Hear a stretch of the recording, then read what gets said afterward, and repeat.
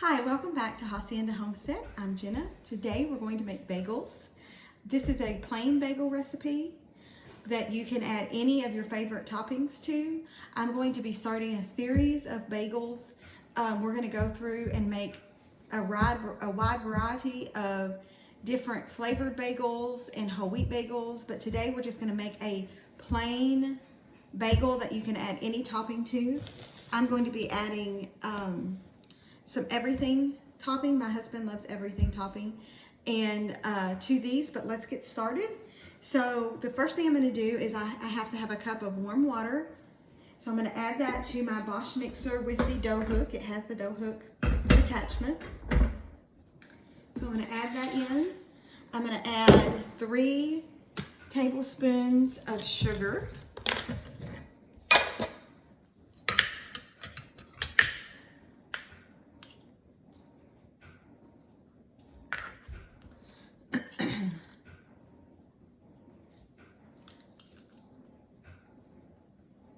Three tablespoons of sugar, and I'm going to add 2 teaspoons of instant yeast.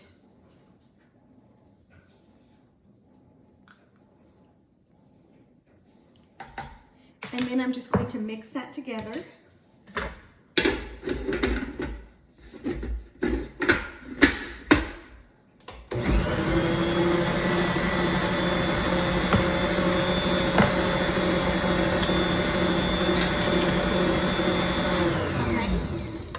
And now I'm going to add my flour and salt, 3 cups of all-purpose flour. So I'm going to turn it on.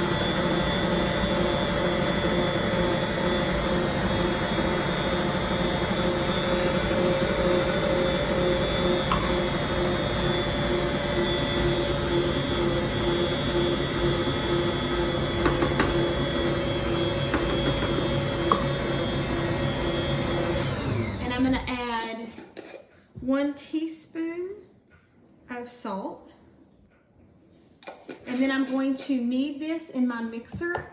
Sorry, I'm looking at my recipe.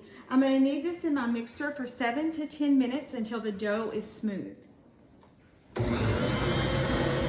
So my dough has been kneading for about 6 minutes in the mixer, and now I'm going to remove it from the mixer and turn it onto my counter. And I'm just going to hand knead it for just a few minutes until it's completely incorporated. My mixer doesn't always get it as smooth as I would like it. So we're just going to knead it real fast.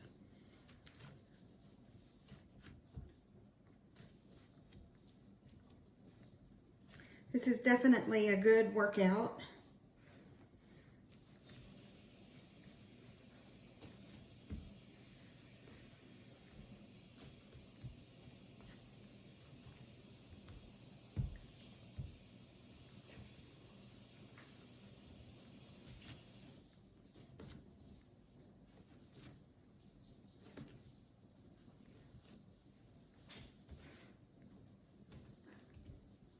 Okay, there we go.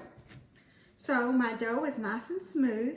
I'm going to take my bowl here. I'm going to pour some oil. This is avocado oil, but you can use any oil that you prefer. And I'm just going to coat the bottom. I have my ball here. I'm going to put it in, and I'm going to rub it all around so that it's completely coated with the oil. And then I'm going to cover it with a damp cloth, and I'm going to let it rise for an hour.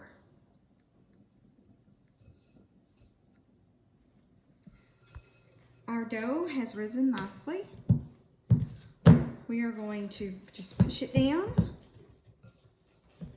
and turn it out onto the counter. And we are going to, I'm going to make, the recipe says it makes 6 bagels. I'm going to roll my dough and make a log. This is how I like to do it.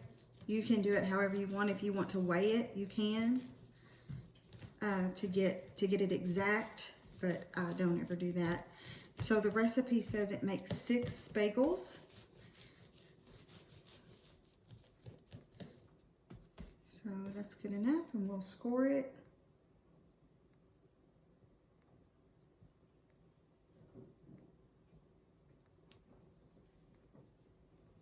It looks like I'm going to have 7, and that's fine. Sometimes they're a little bigger than what I like, so I'm going to get 7 out of this. And we're going to make them into balls. I'll just fold them under.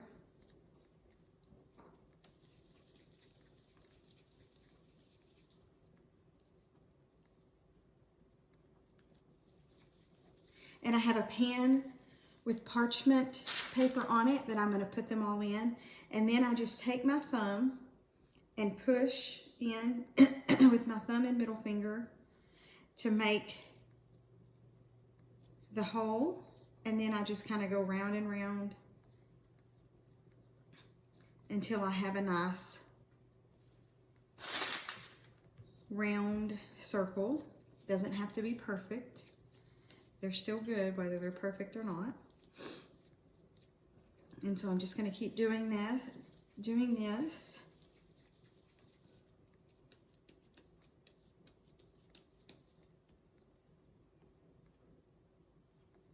These bagels are also really good to freeze. As a matter of fact, that's what I would recommend doing, is freezing these bagels, because these bagels don't have any preservatives. They're not like what you would buy at the store, obviously. And because they don't have preservatives, they're not going to keep for as long. So what we tend to do, my husband especially, because he really is the bagel eater of the family, is he puts all the bagels in the freezer and then pulls one out like the day before, because he eats them for breakfast. So he just pulls one out each night so it's nice and thawed, and then they stay fresh. So that one's a little bit bigger than the other two. Once again, that's okay.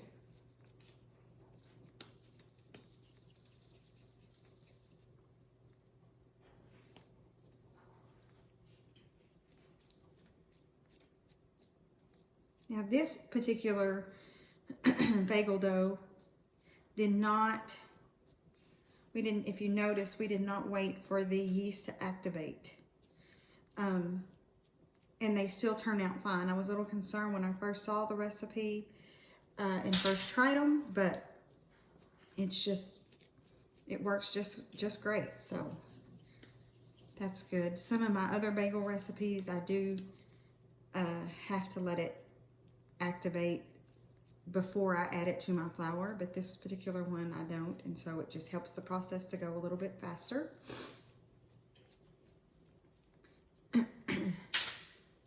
All right, so here are my bagels that I've made. I've made 7. Over here I have a pot of boiling water, and to that I'm going to add 2 tablespoons of honey, and I'm just going to let that kind of dissolve. The water's pretty hot, so it shouldn't take, yeah, there we go. It's nice and dissolved, and I'm going to I usually use this particular spoon for my bagels. I have a tea towel laid out because once we pull the bagels from the boiling water, I'm going to let them rest on this and kind of drain, and then I'm going to return them back to the parchment paper. And now we're going to set our oven to bake for at 410. Start. I'm going to start preheating the oven, and I'm going to take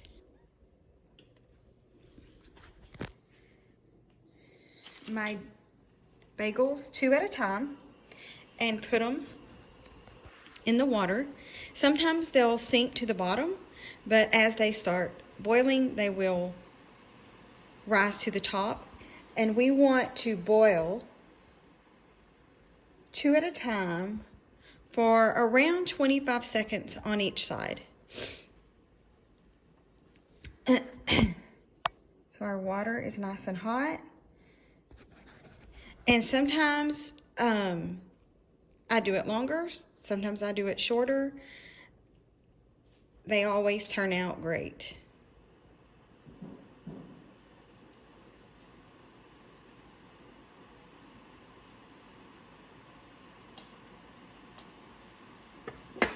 So now I'm going to flip them over. And the bottoms, you know, now we're seeing the bottoms. They're not the prettiest. Certainly not like what you would find at a store, but I assure you that they still taste great.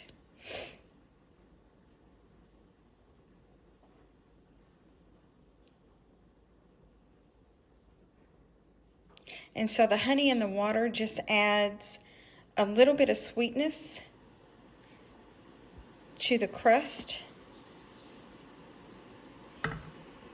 Then I spoon them out and just kind of let them drip, and then I flip them onto my tea towel. And there they'll rest while I go ahead and add my other ones. And it says 2 at a time, but I think I'm going to go ahead and do 3 in this batch since I made 7. And my pan is very, excuse me, my pan is large enough that I can do that.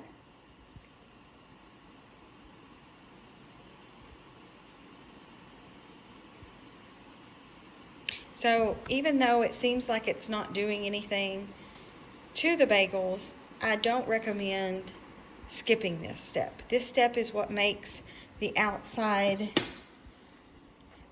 more firm and the inside really chewy and really soft. So it's really a good idea not to skip this. I'm going to go ahead and flip them. Well, there we go. Undersides, once again, not the prettiest, but they will do.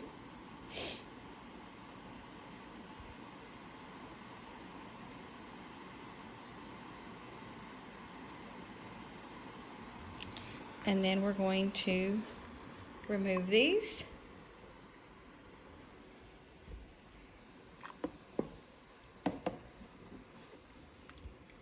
That one flipped over on me, so I'll lay it like that.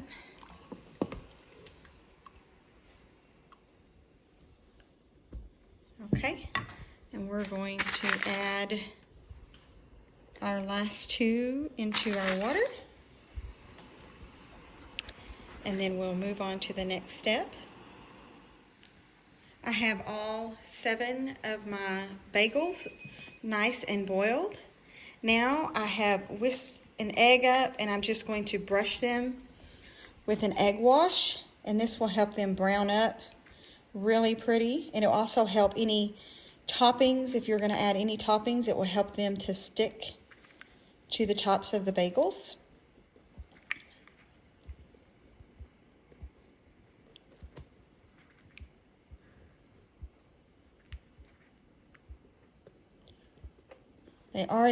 The yeast always makes, I love the smell of yeast bread that is got yeast in it. It's so good. So they already smell wonderful, even though they're not even cooked yet. Here we go. Last one. And you can tell they're not all uniform. Some are bigger than others. And then I'm using this Everything Bagel Seasoning from Einstein Brothers.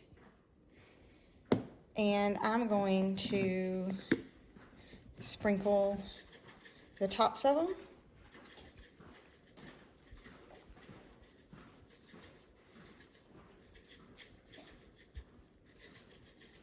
You can also wait and sprinkle them until when you move them to your parchment paper, but it doesn't really matter. So now I'm going to move them each over to my parchment paper. On my sheet pan. The parchment paper is on a sheet pan. So here's what they look like right before they go into the oven. I'm going to put them in the oven at 410 degrees, and they will cook until they're nice and brown on top, usually about 20 minutes. I'll just give you a close-up. It looks really good. Okay, my bagels are done now. Move them from the oven. Nice and browned, and they smell wonderful. So I'm just going to set them here and let them cool. So now our bagels are cool enough that I can try one. And we're going to try this one.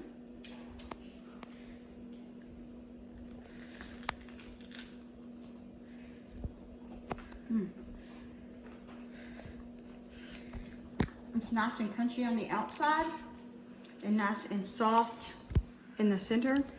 Really, really good. Really good flavor. It has a hint of sweetness because of the honey. It'd be great for breakfast or any snack, anytime for a snack. So if you like recipes like this, stay tuned. I'll be doing some more bagels, different recipes, different ingredients. And if you like this kind of content, feel free to like, comment, and subscribe to our channel. And we'll see you next time.